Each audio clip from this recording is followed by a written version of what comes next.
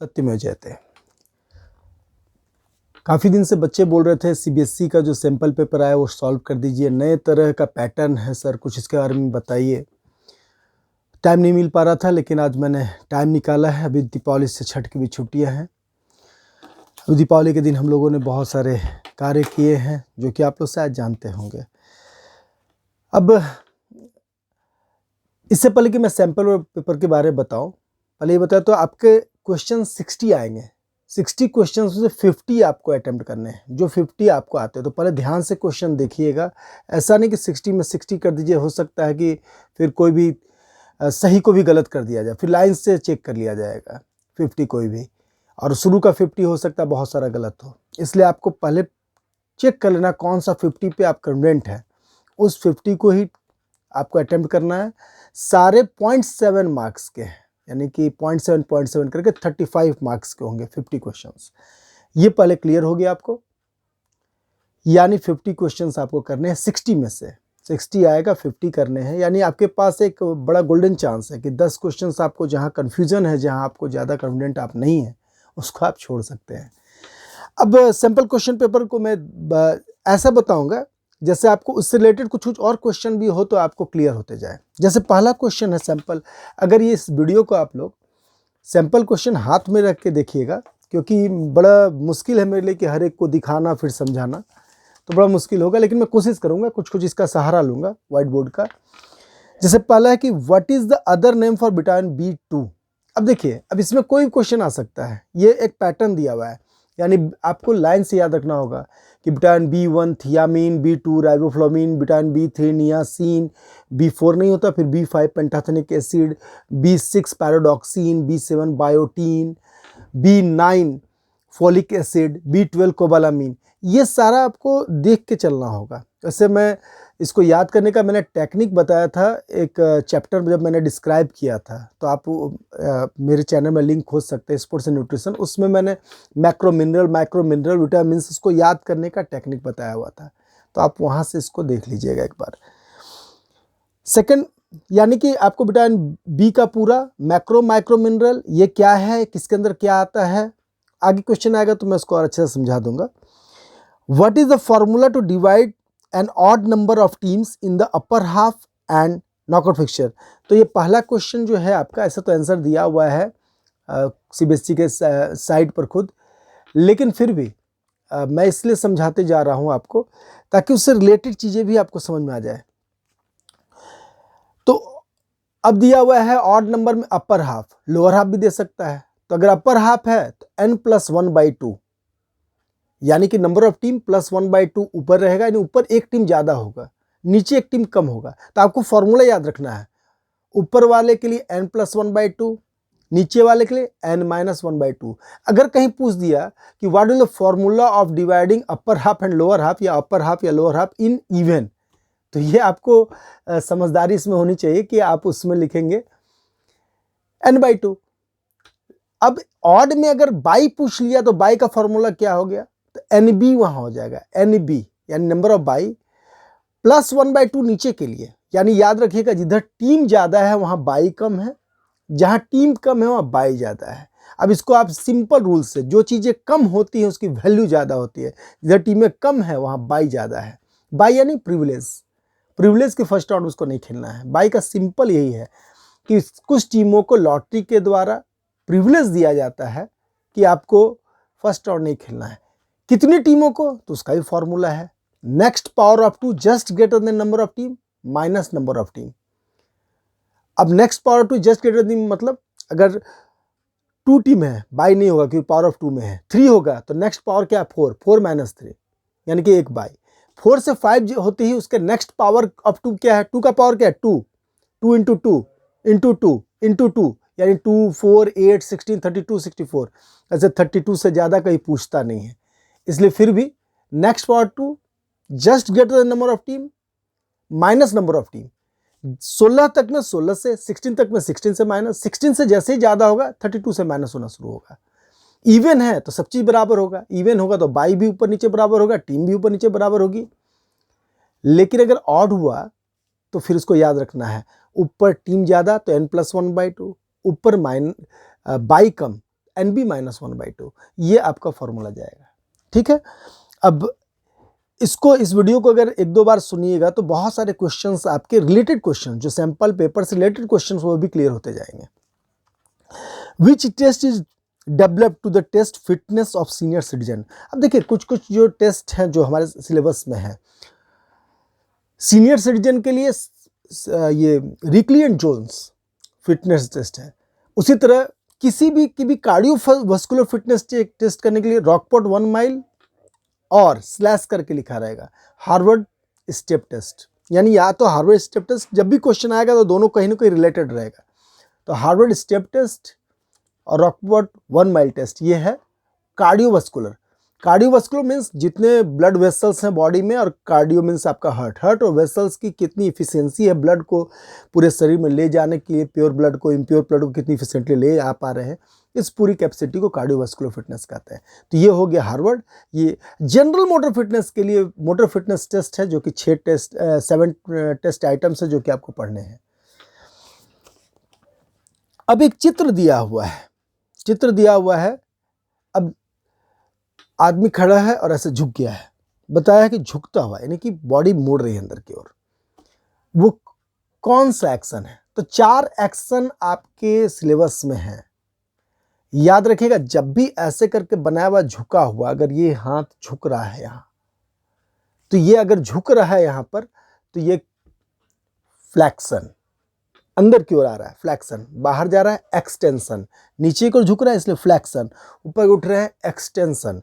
लेकिन अगर बॉडी से अब दूर और नजदीक की बात है, जैसे हाथ ऐसे सीधा उठा रहे हैं तो एडक्शन, सॉरी अबडक्शन, और नीचे को ला रहे हैं एडक्शन। अब इसको जब भी पैर भी ऊपर की ओर उठा रहे हैं तो अबडक्शन, नीचे को ला रहे हैं एडक्शन। इसको याद करने का फॉर्मूला क्या है, अबडक्शन नहीं है अपडक्शन है, उसको ऐसा सोचिएगा, अबडक्शन नहीं है अपडक्शन है, यानी कि ऊपर की ओर जब ले जा रहे हैं, शरीर से थोड़ा ऊपर की ओर दूर और ऊपर की ओर ले जा रहे हैं, यानी तीर अगर ऐसे करके मारा हुआ है तो वहां पर अबडक्शन, तो अब के बदले अप याद रखिएगा कि अबडक्शन नहीं अपडक्शन है, ऊपर की ओर है, और नीचे की ओर है तो एडक्शन।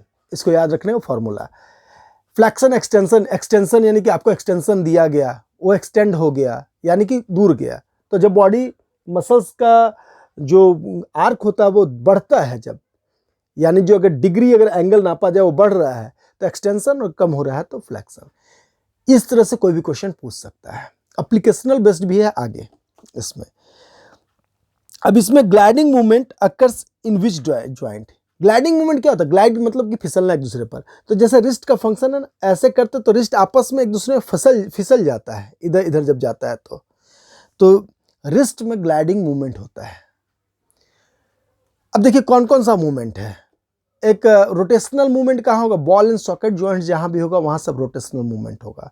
और एक एक्सिस पर घुमाने वाला जब होगा, जैसे सिर के ऊपर का है गोल और उसके एक्सिस पे घूम रहा है, तो इस टाइप का जब भी मूवमेंट होगा तो वो आपके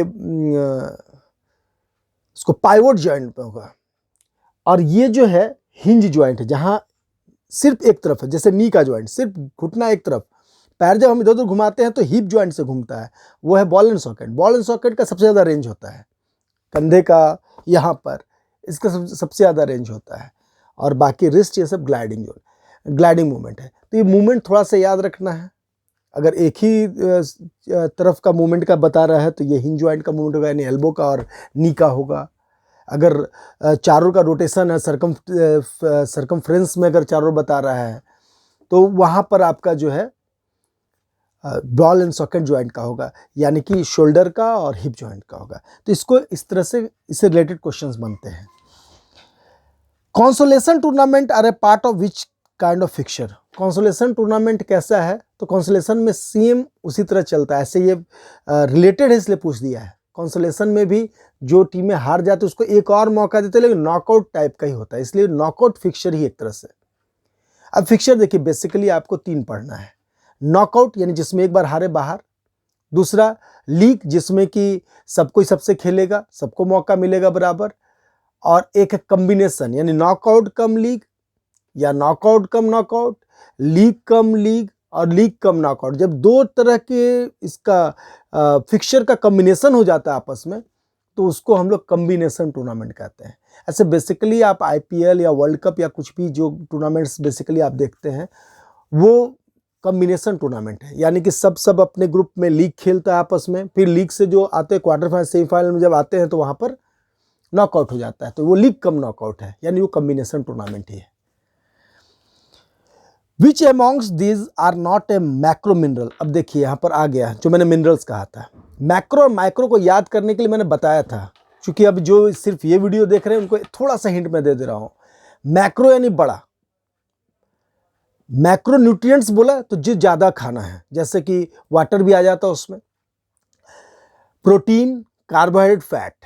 माइक्रो मिनरल, माइक्रो न्यूट्रिएंट्स में क्या क्या आएगा, तो विटामिन मिनरल्स। अब इसमें भी मिनरल्स में मैक्रो माइक्रो है। अब ये क्वेश्चन पूछ सकता है कि मैक्रो मिनरल कितना चाहिए, तो वो चाहिए 0.1 ग्राम, हर एक मैक्रो मिनरल 0.1 ग्राम हर एक दिन चाहिए। और तब बोलेगा इतना कम, तो माइक्रो कितना चाहिए, तो उससे भी कम 0.01 ग्राम। यानी बॉडी में मिनरल्स की जरूरत है लेकिन बहुत कम मात्रा में है, इतनी नहीं कि हम लोग मिनरल डायरेक्ट खाए, यानी लोहा खाने लगे, आयोडीन खाने लगे पूरा, वो ऐसा नहीं है। 0.1 ग्राम, 0.01 ग्राम, तो 0.1 ग्राम मैक्रो, 0.01 माइक्रो। अब मैक्रो क्या है, तो उसको याद रखने के लिए मैंने कहा बच्चों को, मैं कहता हूँ कि या एक कल्पना कीजिए कि बड़ा सा कढ़ाई है, उसमें फॉस्फोरस का रस है। किसका रस है, फॉस्फो का रस है। उस फॉस्फो रस में 4 यम्मी चीज़ें, स्वादिष्ट चीज़ें, यम्मी यानी यम, उसमें यूएम लगा हुआ, तो लास्ट में यम है, 4 यम डूबे हुए हैं, कैल्शियम, पोटेशियम, मैग्नीशियम, सोडियम, ये सारे यम उसमें डूबे हुए हैं।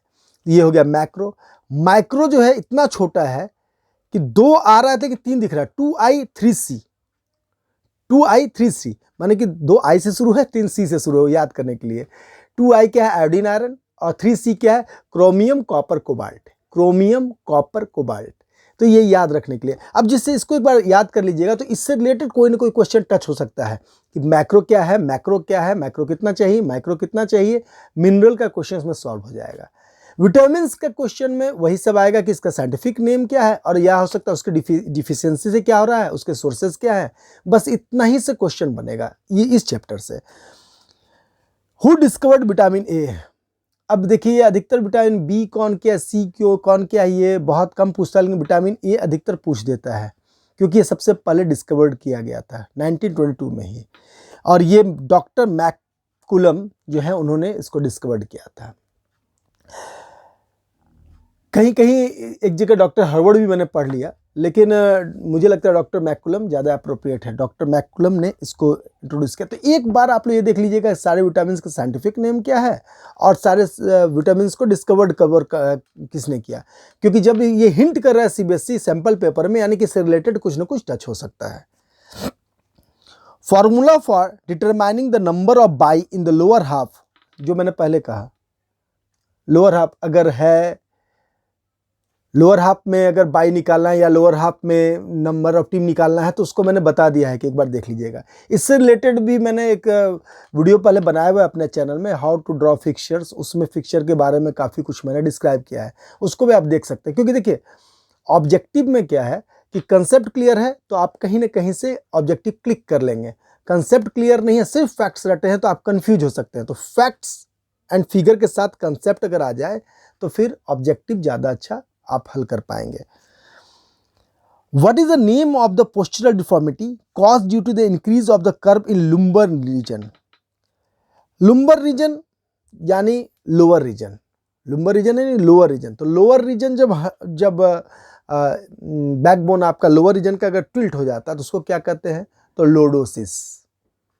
अब इसको मैं थोड़ा सा बता देता हूँ क्योंकि इससे रिलेटेड कोई भी क्वेश्चन आ सकता है। नीचे से अगर दब गया है, पेट निकलने के कारण अधिकतर होता है ये। बॉडी बैलेंस चूंकि चाहता है तो पेट थोड़ा आगे निकल जाता है, हिप थोड़ा पीछे निकल जाता है। मोटे लोगों का अधिकतर, मोटे लोग भी वैसे लोग जिनकी फैट एक्यूमुलेशन बेली में ज़्यादा है, तो उसको बॉडी गिर न जाए आगे, आदमी उसको बैलेंस करने के लिए रीढ़ की हड्डी थोड़ी दब जाती है नीचे से, ऐसे गोल जैसे कर्व जैसी हो जाती है, ताकि पीछे भी हिप पे थोड़ा सा फैट एक्यूमुलेट होके आगे एक्यूमुलेट होके सीजी से सामने रहेगा। सेंट्रल ग्रेविटी आगे की ओर ज़्यादा रहेगा तो हम लोग गिर जाएंगे, इसलिए वहाँ नीचे तो कीफोसिस, लॉर्डोसिस, और ऊपर से अगर मुड़ गए थोड़ा तो कीफोसिस। अब इसको याद रखिएगा, लोडोसिस यानी कि ये बेली से रिलेटेड। कीफोसिस, चाबी क्या होता है, चाबी ऊपर में बना रहता है ताला खोलने के लिए, ऊपर से मुड़ना की जैसे, तो कीफोसिस।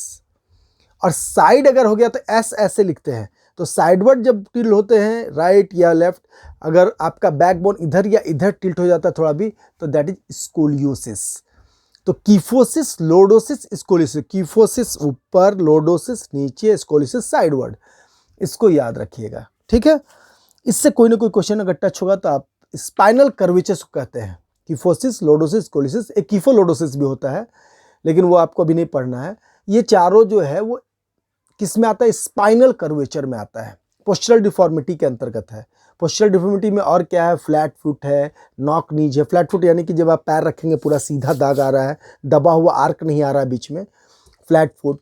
जब खड़े होंगे और नी पूरा टच हो रहा है, यानी आप दोनों पैर से ठीक से टच भी नहीं कर पाते हैं क्योंकि नी बीच में टच होने लगता है, तो नॉक नीज। नी अगर ज़्यादा दूर हो जा रहा है तो उसको बो लेग्स या रिकेट्स कहते हैं।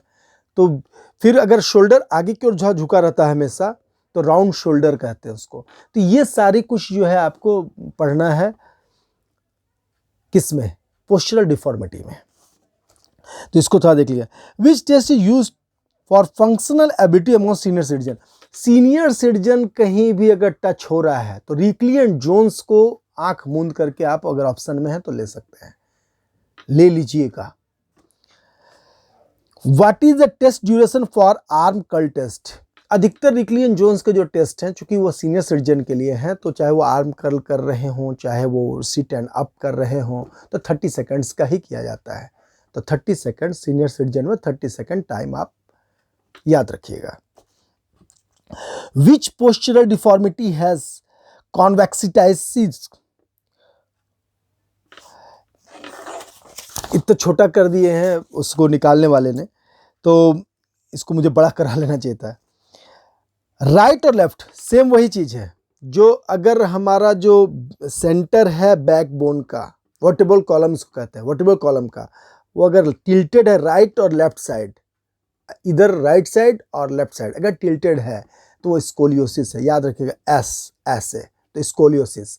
साइडवर्ड टिल्टेड जहां भी आपको दिखाई देगा अगर क्वेश्चन में, तो वह स्कोलियोसिस है। अपर पार्ट जहां भी दिखाई देगा आपको, कीफोसिस है।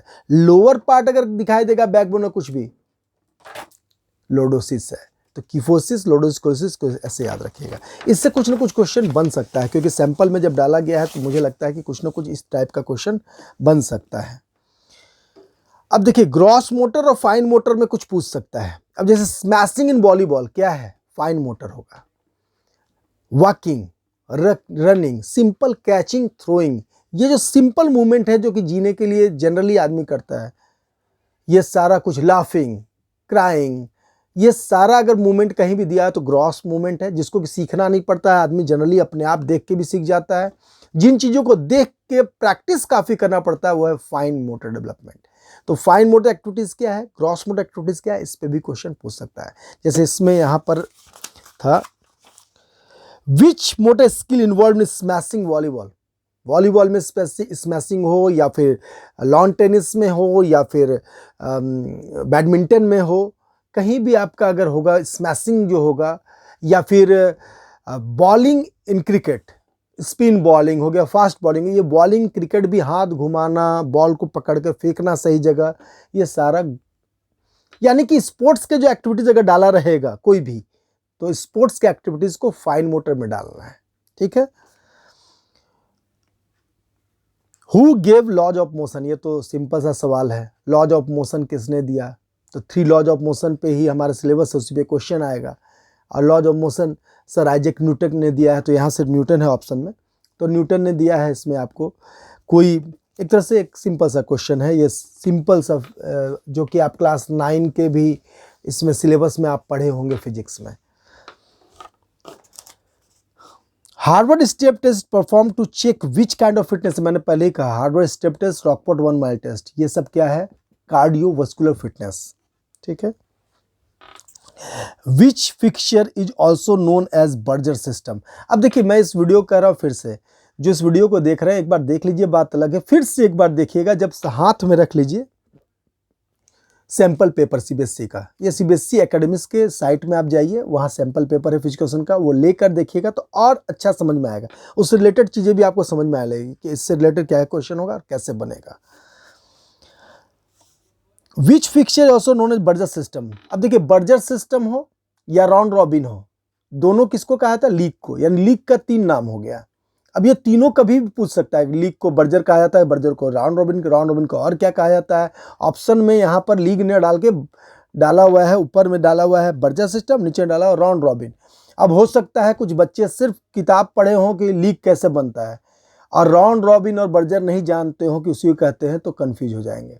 इसलिए तीनों नाम जाना जरूरी है। जैसे नॉकआउट सिस्टम को एलिमिनेशन टूर्नामेंट भी कहते हैं, तो ये भी आपको याद रखना जरूरी है। What according to you is the main cause of night blindness? देखिए नाइट ब्लाइंडनेस थोड़ा एक चीज मैं कॉमन बताता हूं जो कि पूछ सकता है। नाइट ब्लाइंडनेस कभी पूछा तो विटामिन ए, बेरी कभी पूछा तो विटामिन बी, स्कर्वी कभी पूछा तो विटामिन सी, बोलेक्स या रिकेट्स के बारे में पूछा या ऑस्टियोपोरोसिस या इस तरह कोई भी चीज तो विटामिन डी। इसको विटामिन में याद रखिएगा ऐसा, ठीक है। Which of the following is not spinal curvature deformity. अब जब आपको मालूम है कि स्पाइनल कर्वेचर 3 ही पढ़ना है तो उसके अलावा कुछ भी ऑप्शन में अगर है तो वही है। जैसे यहाँ पर ऑप्शन में फ्लैट फुट डाला हुआ है, अब बाकी तीनों वही है, लोडोसिस, किफोसिस, स्कोलियोसिस। तो इसको अगर आप एक बार समझ गए, जैसे जैसे मैं बढ़ूंगा आपको लगने लगेगा कि अच्छा ये सब ही नॉलेज जहां तहां से आने वाला है घूम के।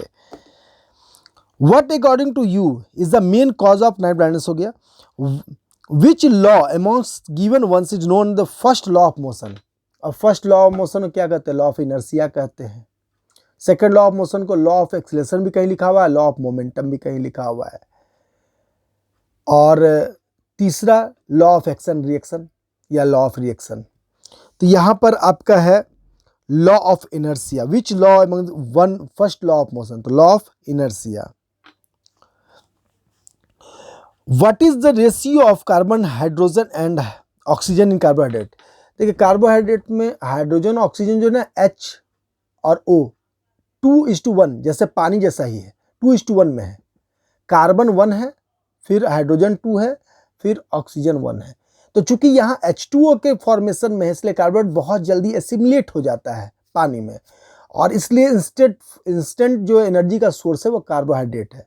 इसलिए स्पोर्ट्स में पहले जूस पिलाया जाता है या पानी पिलाया जाता है, चीनी डाल के, गुड़ खाकर पानी पी लेता लोग, क्योंकि इंस्टेंट कार्बोहाइड्रेट जब जाता है तो एनर्जी को जल्दी हम लोग जो है यूज़ कर पाते हैं। इसीलिए बहुत स्पोर्ट्स पर्सन, मैं भी खुद चाय पीता था मैच से पहले, चाय या कॉफ़ी टाइट, साथ में बिकासुल कोवाडेक्स, क्योंकि विटामिन B5 और B6 फिर विटामिन B1 भी बहुत हद तक कार्बोहाइड्रेट को जल्दी एसिमिलेट करने में मदद करता है। तो विटामिन बी जो कॉम्प्लेक्स है वो कार्बोहाइड्रेट को जल्दी से गलाकर एनर्जी में ट्रांसफर करने में मदद करते हैं, इसलिए कोवाडेक्स सब खाने पर एनर्जी थोड़ा सा जल्दी रिलीज होता है। या बिकासूल या विटामिन बी की कोई भी मैच के पहले आप ले सकते हैं, इसका कोई साइड इफेक्ट नहीं है। तो what is the ratio of carbon, hydrogen, oxygen? तो 1:2:1 कार्बन, हाइड्रोजन, ऑक्सीजन, तो 1:2:1 इस रेशियो में रहता है। The formula for determining the number of rounds in a single league fixture when the number of teams in even. अब इसको भी थोड़ा समझा देता हूं मैं। याद रखिएगा लीग में आपको पढ़ना क्या, साइक्लिक मेथड जब पढ़ना तो उसमें नंबर ऑफ राउंड्स रहेंगे, ठीक है। साइक्लिक मेथड में नंबर राउंड्स रहेंगे, हमेशा वो क्या रहेगा, राउंड्स क्या रहेगा, हमेशा इवन रहेगा। सॉरी, राउंड हमेशा ऑड रहेगा। जैसे अगर 6 टीम है तो -1, 6 टीम है तो -1 5 राउंड। यानी याद रखिएगा इवेंट टीम्स में -1 राउंड होता है, इवेंट टीम्स में -1 राउंड होता है, और टीम्स में as same as number of team, as same as number of team. यानी कि 7 है तो 7 रहेगा, 5 है तो 5 रहेगा, 9 है तो 9 रहेगा, और अगर इवन है तो -1। यानी कि हमेशा राउंड्स क्या होगा, ऑड होगा, याद रखिएगा, ठीक है। Which postural deformity is related to posterior curve of the spine. Posterior curve ऊपर वाला तो क्या हो गया, किफोसिस। लुम्बर रीजन लॉर्डोसिस, याद रखिएगा। पोस्टीरियर कब, तो किफोसिस लुम्बर रीजन से related, lordosis. Which movement is caused by moving a body part away from the middle line of the body. मैंने कहा कि अवे जब जाएगा, अवे जब जाएगा तो ऐसे जा रहा अवे, यानी क्या हो गया ये, इसको जो है अगर मूवमेंट ऐसे करके बनाया हुआ है, ऊपर की ओर जा रहे हैं, एडक्शन, ठीक है, सॉरी अबडक्शन, क्योंकि ऊपर अप, अबडक्शन मतलब अपडक्शन, नीचे की ओर एडक्शन, इसको याद रखिएगा, ठीक है।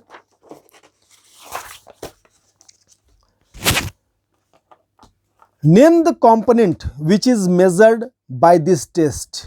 अब एक देखिए टेस्ट बना दिया है, ठीक है, टेस्ट में आदमी बैठा हुआ है और आगे की ओर झुक रहा है, आप भी जान सकते हैं कि किसके लिए होगा। फ्लेक्सिबिलिटी लिखा है तो आपको फ्लेक्सिबिलिटी लिखना है, लेकिन अगर नीचे साइड झुक रहे हैं और लोअर साइड फ्लेक्सिबिलिटी लिखा है तो लोअर साइड फ्लेक्सिबिलिटी लिख देना है, क्योंकि अपर फ्लेक्सिबिलिटी के लिए क्या करते हैं, बैक स्क्रैच करते हैं या हाथ को पीछे की ओर ले जाते हैं, लोअर के लिए नीचे की ओर झुकते हैं।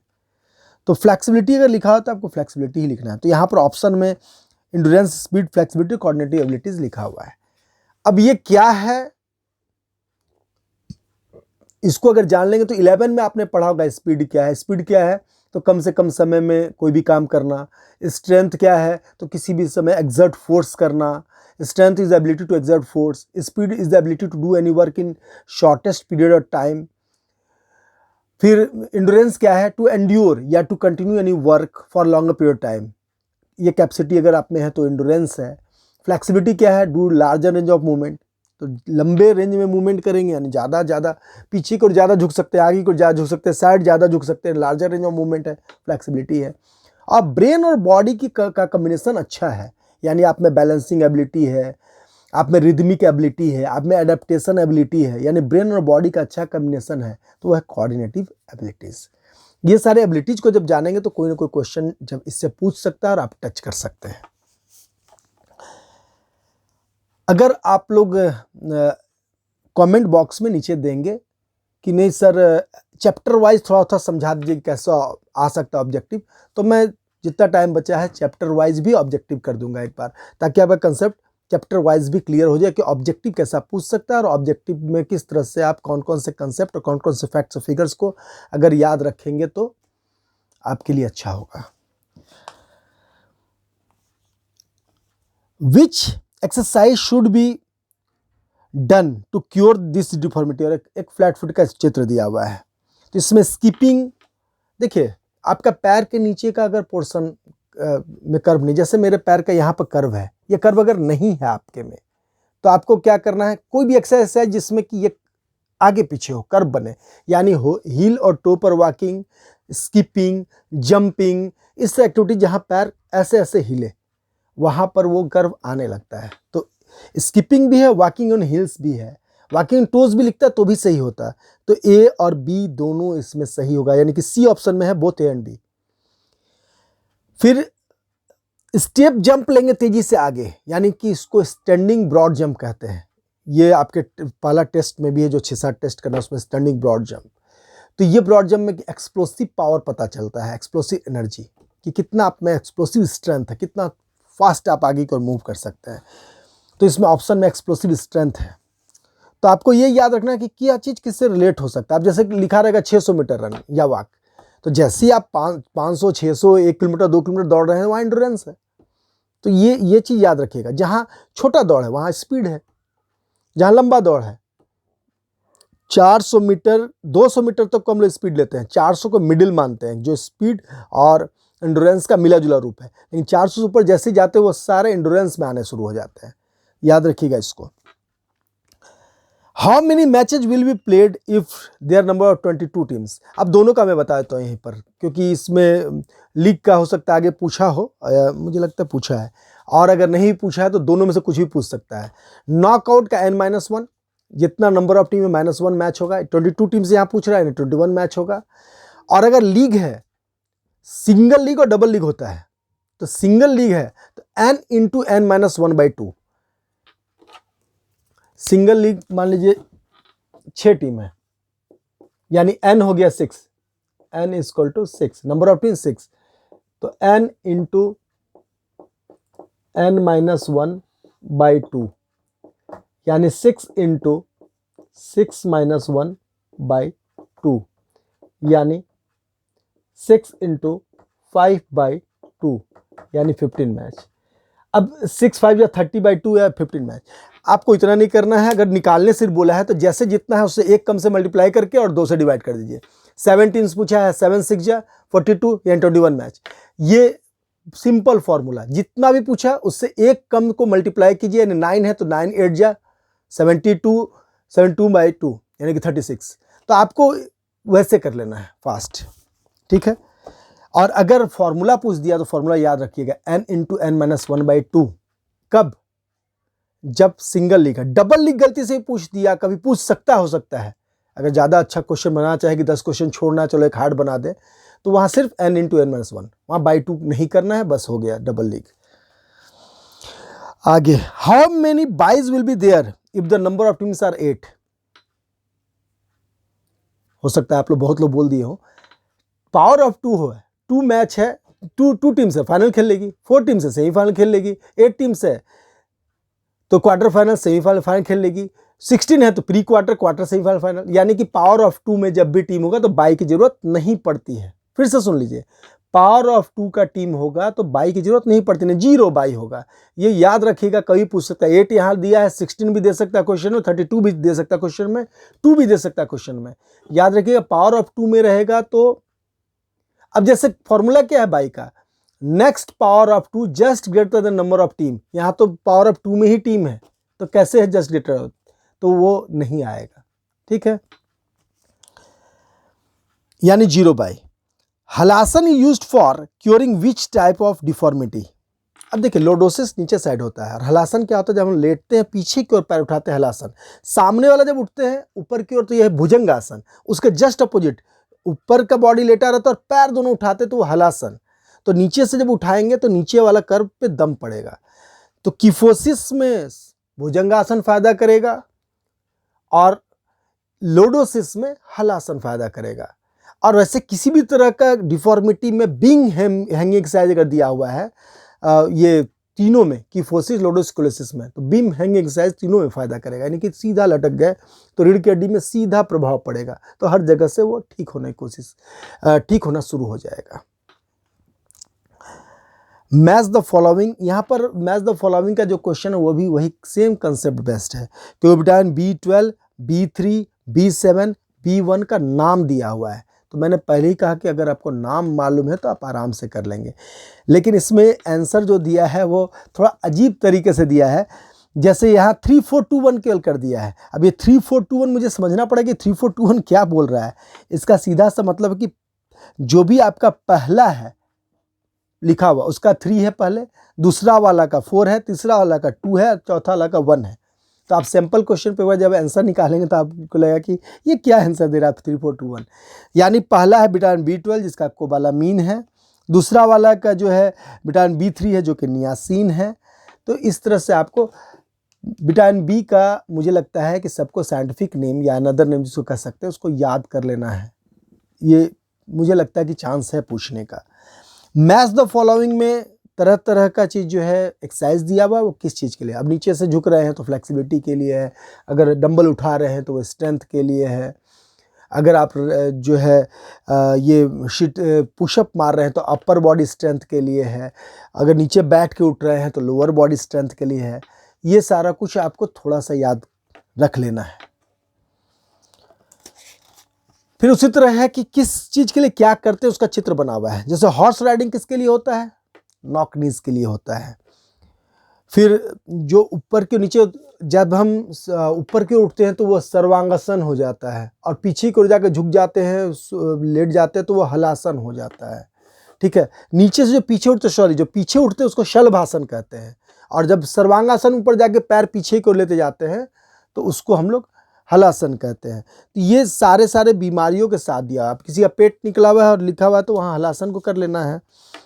फिर अगर कोई और डिफॉर्मिटी, जैसे कि पैर का नीचे अगर दूरी है तो गरुड़ासन, यानी कि पैर को ऐसे मोड़ के आपस में फंसाना, वो चित्र है तो आपको चित्र देख के समझना होगा। योगा एंड लाइफस्टाइल जो चैप्टर है उसमें मैंने याद करने का उपाय बताया कि किस बीमारी में किस तरह के आसन को याद कर सकें, कैसे उसको रिलेट करके याद करेंगे, ये मैंने बड़े अच्छे से वहाँ समझाया हुआ है। तो उसको एक बार जरूर अगर आप लोग देख लीजिएगा तो याद हो जाएगा आप लोग को। उसके बाद चारों एक्शन किया हुआ है, हाथ उठाते हुए, हाथ नीचे लाते हुए, झुकते हुए, पीछे जाते हुए, और हाथ को ऐसे मोड़ते हुए, खोलते हुए, और ये चारों का चित्र के साथ बता दिया कि क्या है। तो मैंने आपको पहले ही बता दिया, जब हाथ ऊपर की ओर ऐसे चिन्ह बनाया हुआ है और ऐसे जा रहा है तो अबडक्शन यानी अप, नीचे अडक्शन क्योंकि एडिक्टेड हो गया है, ताकत नहीं है, नीचे आ रहा है, एडक्शन, फ्लैक्शन, एक्सटेंशन, जब भी मुड़ता हुआ दिखा रहा है फ्लैक्शन, खुलता हुआ दिखा रहा है एक्सटेंशन, ये याद रखिएगा, ठीक है। Which statement is not true about protein, protein क्या नहीं करता है, तो आप जानते हैं प्रोटीन क्या क्या करता है, तो क्या नहीं करता है वो आप टिक कर सकते हैं। तो प्रोटीन जो है वो हार्मोन के प्रोडक्शन में मदद नहीं करता है। How many rounds will be played if the number of teams are 29। अब देखिए इसको थोड़ा सा मैं यहाँ बता देता हूँ कि कितना राउंड्स आपको निकालना कैसे है।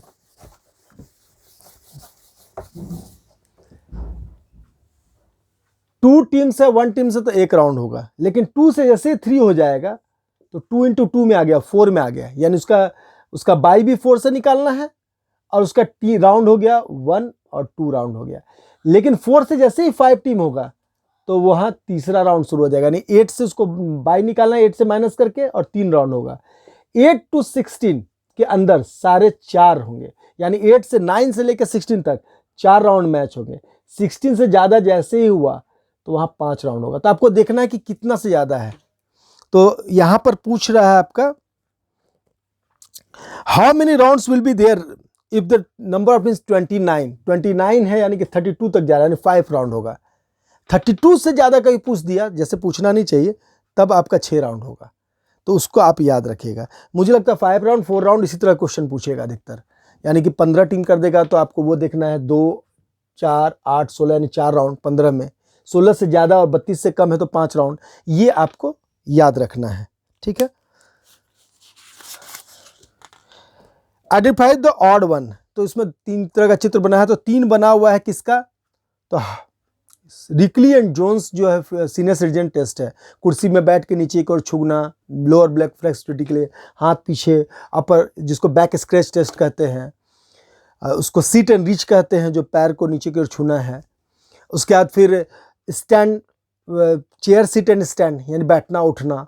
फिर आगे रखा हुआ कौन कोई जा रहा जाके आ रहा है, यानी कि 8 foot up and go test. ये सारे टेस्ट है किसके, 6 मिनट वॉक टेस्ट लास्ट, ये सारा है सीनियर सिटीजन टेस्ट। इसको याद रखिएगा, इसका चित्र बना रहेगा। तो एक हार्वर्ड स्टेप का चित्र बना दिया, वो अलग हो गया। तो ये आपके जो क्वेश्चंस हैं जो मैंने अभी तक आपको बताए, ये सारे क्वेश्चंस आपके जो है, जो मैंने जितने बताए उससे से रिलेटेड है, कहीं ना कहीं जो भी मैंने बता दिया उससे रिलेटेड है, उससे अलग कुछ भी नहीं है क्वेश्चन।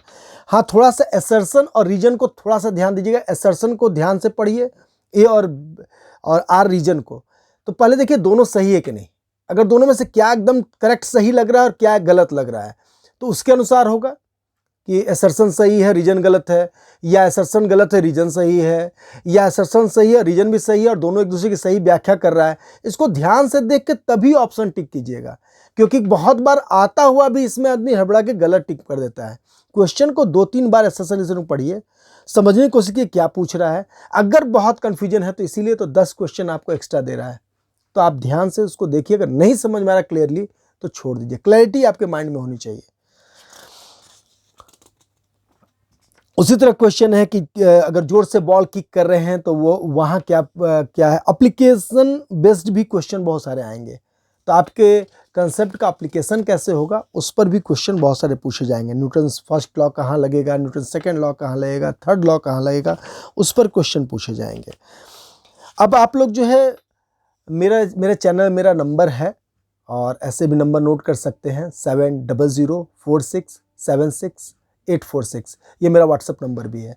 आप में से कोई भी जब भी कोई क्वेश्चन में कन्फ्यूजन हो मुझसे डिस्कशन कर सकते हैं कि सर ये वाला क्वेश्चन सैम्पल पे क्लियर नहीं हो, या कहीं भी कोई क्वेश्चन है वो क्लियर नहीं हो रहा है।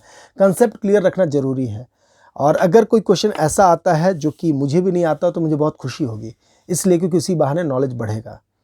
तो मैं आप लोग क्वेश्चन का इंतजार कर रहा हूँ कि आप लोग क्वेश्चन पूछिए। जो चैप्टर्स हैं, अगर आप लोग चाहते हैं कि चैप्टर वाइज अगर मैं ऑब्जेक्टिव बार देख लूँ, दिखा दूँ आप लोग को कि कौन कौन सा कंटेंट आपको पढ़ना है, उस कंटेंट से रिलेटेड क्या क्वेश्चन फॉर्म हो सकते हैं, तो आप नीचे कमेंट बॉक्स में लिखिएगा। मैं देखता हूँ कि कितना उसका डिमांड आ रहा है, उसके अनुसार मैं अगर वक्त मिलता है तो अगर ज़्यादा अगर लोग चाहेंगे तो मैं वक्त निकालूंगा ज़्यादा फोर्सफुली, क्योंकि मेरा इंगेजमेंट बहुत जगह है, फैमिली में है, सोसाइटी में है और बाकी जॉब भी है। तो उसके बीच फिर भी मैं कोशिश करता हूँ कि वक्त निकाल के आप लोगों से, ऐसे काफ़ी दिन हो गया और काफ़ी दिन बाद मैं बना पा रहा हूँ। मुश्किलें आती हैं, मैंने कभी कहा था कि मुश्किलें दिल के इरादे आजमाती हैं, सब्र के पर्दे निगाहों से हटाती हैं, हौसला रखे मंजिल के मुसाफिर, क्योंकि ठोकरें इंसान को चलना सिखाती हैं। या फिर मुश्किलों से भाग जाना आसान होता है, हर पहलू ज़िंदगी का इम्तहान होता है। डरने वालों को मिलता नहीं ज़िंदगी में कुछ भी, और लड़ने वालों के हाथों में सारा जहान होता है। तो आप लड़ते रहिए, मैं आपके साथ हूँ। आप लोग सबका साथ देने के लिए और अभी तक चैनल में साथ बने रहने के लिए सभी का धन्यवाद।